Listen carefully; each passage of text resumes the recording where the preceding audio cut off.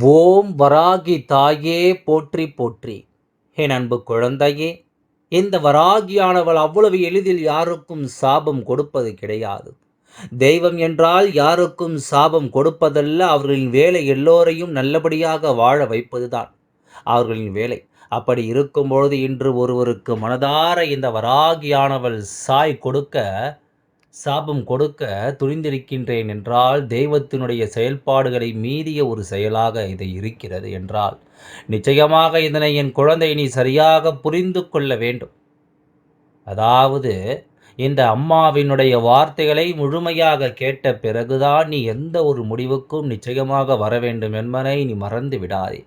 உன் வராகியினுடைய அன்பு உனக்கு சொல்லித்தரும் ஒவ்வொரு விஷயங்களையும் நீ எப்பொழுதும் சரியாக புரிந்து கொள். உனக்காக வேண்டி நான் ஒரு விஷயத்தை சொல்லும் பொழுது இதிலிருந்து உனக்கு கிடைக்கக்கூடிய பல நல்ல நிகழ்வுகளை நீ என்னவென்று புரிந்து கொள்ள வேண்டும். உன்னோடு தான் என்றும் என்றென்றும் நான் துணை இருக்கிறேன் என்பதனை நீ தெரிந்து கொள்ள வேண்டும். இந்த வராகியினுடைய அன்பும் அரவணைப்பும் உன் வாழ்க்கையில் எப்பொழுதும் நிலைத்திருக்கச் செய்யும் அத்தனை விஷயங்களையும் எதையுமே யோசித்து என் குழந்தை இனிமேலும் நீ வருந்தக்கூடாது. உன் தாயினுடைய அன்பு ஒட்டுமொத்தமாகவே உன்னை சுற்றி இருக்கும். ஒவ்வொரு சூழ்நிலைகளையும் உனக்கு என்னவென்று எடுத்துச் சொல்லும் என்பதையும் நீ மறக்கக்கூடாது. இந்த தெய்வம் உனக்காக எதையெல்லாம் நடத்துகிறதோ அதையெல்லாம் நீங்கள் கொஞ்சம் கொஞ்சமாக புரிந்து கொண்டு அதற்கு தகுந்தாற் போல உன்னுடைய வாழ்க்கையையும் நீ நம்பிக்கைப்படுத்த வேண்டும் என்பதை மறக்காதே. இந்த வராகியானவள் உன் வாழ்க்கையில் இருக்கும் இந்த நாட்கள் இனி முழுக்க முழுக்க உனக்கு ஒவ்வொரு நிலைகளிலும் இந்த மனிதர்களினால் கிடைக்கக்கூடிய வேதனைகளும் சோதனைகளும் கொஞ்சம் கொஞ்சமாக உன்னை விட்டு விலகிச் செல்லும் என்பதையும் நீ மறக்கக்கூடாது. என்னதான் நடந்துவிட்டது, எதற்காக தெய்வம் சாபம் கொடுக்கும் நிலைக்கு தள்ளப்பட்டது என்று நீ கேட்கும் அந்த கேள்விகளை என்னால் புரிந்து கொள்ள முடிகிறது. சொல்லத்தானே உன் தாய் வந்திருக்கின்றேன். பொறுமையாக கேட்டால் உனக்கு எல்லாம் தெளிவாக புரியும். பொறுமையாக கேட்டால் உன்னை சுற்றி நடக்கும் அத்தனை விஷயங்களும் என்னவென்று உனக்கு புரிந்துவிடும். நான் இருக்கும் ஒவ்வொரு நிலையிலும் என் குழந்தை உணர்கின்ற எல்லா விஷயங்களும் இனி அடுத்தடுத்த மாற்றங்களை உனக்கு நடத்தி கொடுப்பதை நீ நிச்சயமாக தெரிந்து கொள்வாய்.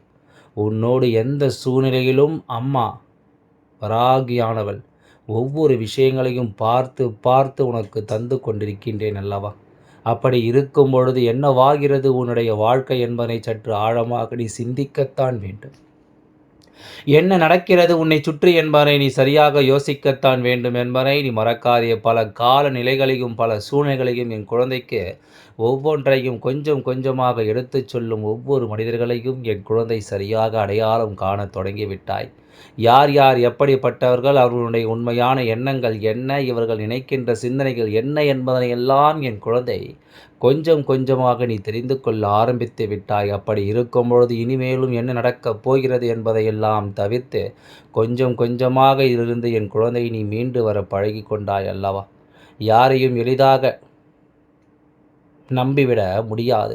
யாரையும் எளிதாக நம்மால் நிச்சயமாக இந்த வாழ்க்கையில் எதிர்கொள்ளவும் முடியாது. ஏனென்றால் ஒவ்வொருவனுடைய எண்ணங்களும் வெவ்வேறு விதமாக இருக்கிறது. ஒவ்வொருவனுடைய சூழ்நிலைகளும் ஒவ்வொரு விதமாக இருக்கிறது. நேரத்திற்கு தகுந்தாற்போல செய்த தவறை கூட இல்லை என்று மறைப்பதற்காக எதையும் சொல்லி விடுகின்றார்கள். எந்த ஒரு விஷயத்தையும் முன்னின்று நடத்தி விடுகிறார்கள். இனி என்ன நடக்குமோ ஏது நடக்குமோ என்பதையெல்லாம் யோசித்து கலங்கிக் கொண்டிருக்காமல் உனக்கு நடக்கும் அத்தனை விஷயங்களையும் என் குழந்தை நீ சரியாக புரிந்து கொள்கிறாய் என்பதையும் மறக்காதே. இந்த வராகியானவள் நினைத்தது போல உன் வாழ்க்கையில் நடந்திட்ட சில விஷயங்கள் உன்னை பாதித்ததை விட உன் தாயானவள் என்னத்தான் அதிகமாக பாதித்தது.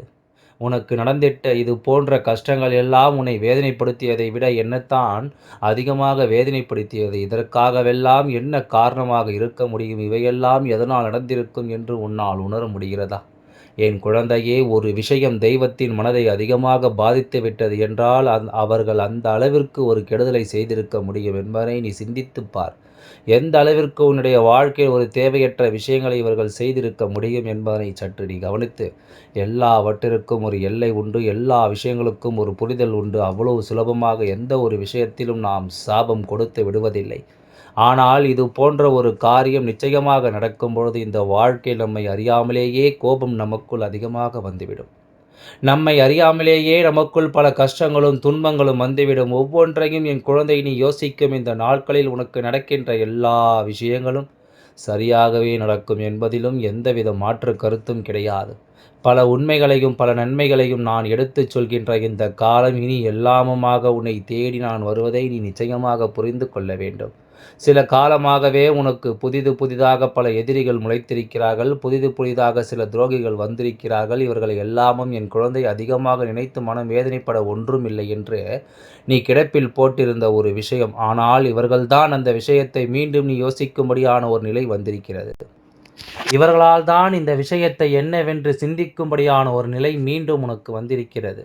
நீ எதையுமே அவ்வளவு சுலபமாக விட்டுவிட்டு ஒரு விஷயம் எதையுமே அவ்வளவு சுலபமாக நீ வேண்டாம் என்று நினைத்துவிட்ட விஷயம் எதையும் பெரிதாக கவனிக்காமல் இவர்கள் என்ன செய்தால் என்ன, நம்மை ஒன்றும் இவர்களால் அவ்வளவு பெரிதாக எதுவும் செய்துவிட முடியாது என்று நாம் நினைக்கின்ற விஷயங்கள் என்று இவை எல்லாமுமே ஒவ்வொன்றுமாக உனக்கு இப்பொழுது எதிராக மாறி இருக்கிறது. யார் எதையும் செய்துவிட மாட்டார்கள், இவர்களால் முடியாது என்று நினைத்தாயோ இன்று அவர்கள் தான் உனக்கு எதிராக அத்தனை காரியங்களையும் செய்து கொண்டு இருக்கின்றார்கள். உன்னுடைய நம்பிக்கைக்கு உரியவர்கள் அல்ல இவர்கள். நீ எளிதாக இவர்களை எடை போட்டு விட்டாய் அல்லவா? எளிதாக இவர்களை நீ ஒரு நல்லவர்கள் போல நினைத்திருந்தாய். ஆனால் அவர்களின் நோக்கம் முழுக்க உன்னை அழிப்பதிலேயே இருந்து கொண்டிருக்கிறது என்னும் பொழுது, இவர்களின் நோக்கம் முழுக்க உனக்கு இந்த வாழ்க்கையில் துன்பங்களை கொடுக்க வேண்டும் என்பதிலேயே இருக்கும் பொழுது, நிச்சயமாக இது போன்ற விஷயங்களை உன்னுடைய வாழ்க்கையில் உனக்கு என்னவென்று நான் தெளிவுபடுத்த வேண்டும். உன்னை சுற்றி நடக்கும் இது போன்ற விஷயங்களை நான் உனக்கென்று சரியாக தெளிவுபடுத்தி சொல்லிவிட வேண்டும். இவர்கள் துரோகிகளாகவோ எதிரிகளாகவோ இருப்பதை ஏன் உனக்கு தெரியவில்லை தெரியுமா? ஏனென்றால் இவர்கள் உன்னிடத்தில் பேசுகின்ற பொழுது உனக்கு கொடுக்கின்ற அந்த நம்பிக்கை தான் உன்னை இவர்களின் மீது எந்த ஒரு சந்தேகமும் வரவிடாமல் செய்துவிட்டது. இவர்களின் மீது உன் மனதிற்கு எந்த குழப்பமும் வராமல் செய்துவிட்டது. நீ ஒரு துளி அளவு கூட இவர்களை பார்த்து சந்தேகப்படவே இல்லை. உனக்கு நடக்கின்ற எந்த ஒரு விஷயங்களையும் பார்த்து நீ கலங்கியதும் இல்லை. அப்படி இருக்கும் பொழுது உனக்காக நான் என்னவென்று ஏதுவென்று ஒவ்வொன்றையும் பார்த்து செய்து கொண்டிருக்கும் பொழுது, இவர்களினால் உனக்கு ஒரு கஷ்டம் வருகின்ற பொழுது அதை நான் வேடிக்கை பார்க்க முடியாதல்லவா? அதையெல்லாமும் நான் கவனித்து கொண்டு அப்படியே விட்டுவிட முடியாதல்லவா? எதுவென்றாலும் நமக்கு இந்த வாழ்க்கையை பற்றிய புரிதல் என்ற ஒன்று நிச்சயமாக வேண்டும். என்ன நடந்தாலும் இவர்கள் அதாவது நம்மோடு இருப்பார்கள், நமக்கு என்ன செய்கிறார்கள் என்ற ஒரு எண்ணம் நமக்குள் வேண்டும். சர்வ சாதாரணமாகவெல்லாமும் யாரையும் நினைத்துவிட முடியாது என்பதற்கு ஒரு பாடம்தான் இப்பொழுது இந்த வாழ்க்கை உனக்கு இவர்களின் மூலமாக தந்து கொண்டிருக்கின்றது. இந்த வாழ்க்கை உனக்கு இவர்களின் மூலமாக சரியாக சொல்லிக் கொண்டிருக்கிறது. மீண்டும் இது போன்ற ஏமாற்றம் உனக்கு இந்த வாழ்க்கையில் கிடைத்துவிடக்கூடாது என்பதை நீ முழு கவனத்தோடு இருக்க வேண்டும் என்பதற்காகவும் உன்னை சுற்றி நடக்கும் ஒவ்வொரு விஷயங்களிலும் நான் தலையிட வேண்டிய அவசியம் உனக்கு வந்துவிட்டது.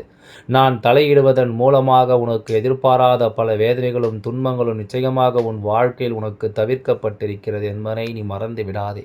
இந்த வாழ்க்கையில் பல இன்னல்களும் பல துன்பங்களும் உனக்கு நிச்சயமாக இந்த வாழ்க்கையில் கிடைக்காமல் செய்யப்பட்டிருக்கிறது என்பதையும் நீ மறந்து விடாதே. அப்பா அதாவது சரியான முடிவுக்குள் வந்துவிட்டேன். அதாவது எப்பொழுது ஒருவர் தனக்கு நன்மைகளை செய்தவர்களை ஒரு பொருட்டாக கூட நினைக்காமல் அவர்களை தன் காலில் போட்டு மிதிக்கிறார்களோ அவர்களை எல்லாம் ஒருவராக கூட எண்ணாமல் எப்பொழுதும் இந்த வாழ்க்கையில் தன்னை சுற்றி நடக்கும் எந்த ஒரு விஷயங்களையும் கவனத்தில் கொள்ளாமல் தனக்காக உதவி செய்கின்றவர்களை எந்த விதத்திலும் பொருட்படுத்தாமல் ஒருவரால் தீமைகளை செய்ய முடிகிறதோ, யார் ஒருவனுடைய செயல்களினால் ஒருவருக்கு கண்ணீர் வருகிறதோ அவர்கள் நிச்சயமாக இந்த வாழ்க்கையில் தண்டனை பெறுவதற்கு தகுதியானவர்கள். இவர்களுடைய செயல்பாடுகள் எல்லாம் இந்த வாழ்க்கையில் இவர்களுக்கான மிகப்பெரிய தண்டனையை கொடுக்க வல்லது. அதிலும் குறிப்பாக ஒருவனுடைய கண்ணீர் துளி காரணமான இவர்கள் வாழ்வதற்கு தகுதியற்றவர்கள் என்பதுதானே உண்மை. இது போன்ற செயல்களை எல்லாமும் சுலபமாக செய்துவிட்டு ஒன்றும் தெரியாதது போல இருந்துவிட முடியுமா? ஒன்றும் நடக்காதது போலத்தான் கடந்துவிட முடியுமா? எல்லாவற்றிற்கு பின்னாலும் ஏதோ ஒரு விஷயம் நிச்சயமாக நடந்து கொண்டு தான் இருக்கும். எல்லாவற்றிற்கு பின்னாலும் ஏதோ ஒரு நம்பிக்கை தகர்ந்து கொண்டு தான் இருக்கும் என்பதுதானே உண்மை. இதுபோல உன்னுடைய வாழ்க்கை நடக்கும் ஒவ்வொரு விஷயங்களையும் நீ சரிவர புரிந்து கொள்ள வேண்டும். ஒவ்வொரு மாற்றங்களையும் என் குழந்தை நிச்சயமாக என்னவென்று நீ தெரிந்து கொள்ள வேண்டும்.